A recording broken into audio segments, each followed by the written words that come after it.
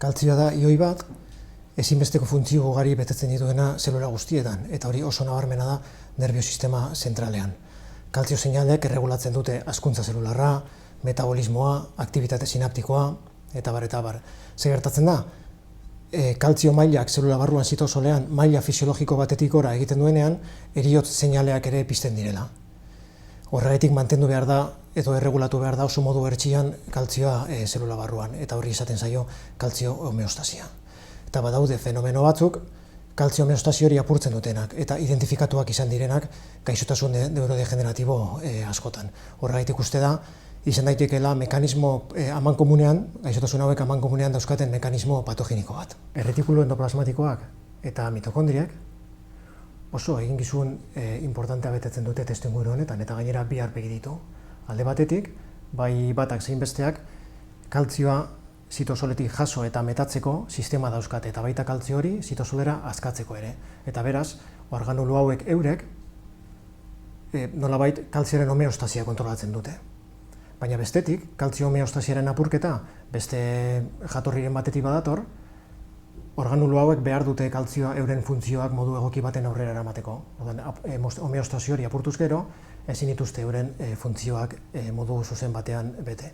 Adibidez, erretikulu endoplasmatikoaren kasuan, proteinen sintesia, tolespena eta garraioa, eta mitokondrien kasuan, arnazketa zelularra, adibidez, eta energiaren lorpena. Eta hori oso kaltegarria da neuronentzako kasunetan, eta baita hauen inguruan dauden glia zelulentzako, nerbiosistema zentralean. Guk gure ikerketarekin egin nahi dugun ekarpena zera da. Neurodegenerazioen mekanismo molekularrak argitzen laguntzea. Izan ere, bizi itxaropena handitzen doan inean, gaixotasun neurodegeneratiboak gizartean lehen mailako arazo bilakatu dira. Sekulako inpaktua daukate, bai maila pertsonalean zein ekonomikoan.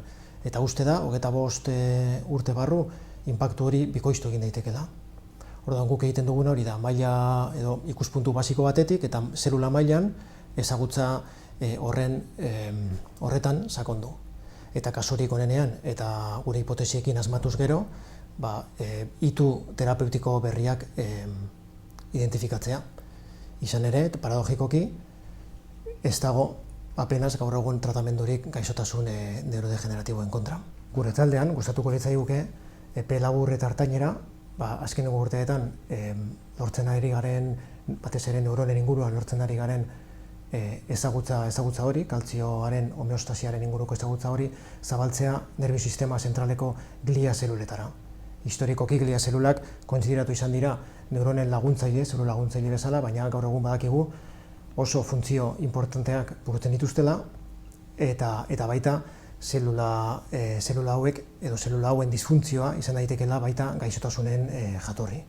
Gustatuko litzaiguke sakontzea, ez baitago hainbeste ezagumendu zelula hauen inguruko gaietan. Eta bestetik, gustatuko litzaiguke baita, erabiltzen hastea gizakian jatorria duten ikerkuntza ereduekin. Adibidez, gizakitatik edo gizaki gaixotasunak dauzkaten gizakitatik ataratako zelula pluripotenteak erabilita, hauek ezberdintzatu eta lortzea nerbiosistema zentraleko zelulak. Ahalik eta egin hurbiltzeko gure helburu horretara.